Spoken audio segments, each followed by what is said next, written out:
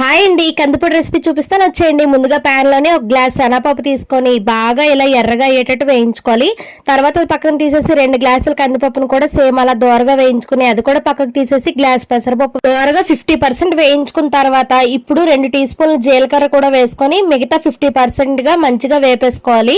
ఇక్కడ నేను పెసరపప్పు శనగపప్పు గ్లాసే తీసుకున్నానండి, కందిపప్పు 2 గ్లాసులు తీసుకున్నాను. ఇలా వేయించుకున్న 3 పప్పులు కలిపేసుకొని మిల్లు పిండి పెట్టించేయాలి. అదే ప్యాన్ లోకి 100 గ్రాముల ఎండుమిర్చి కొంచెంగా ఇంగు కూడా వేసుకొని ఎండుమిర్చి బాగా వేగిపోవాలి. ఎండుమిర్చి బాగా వేగింది అని తెలియడానికి ఇలా నొక్కితే చూసారా ఇలా పౌడర్ లా అయిపోవాలి.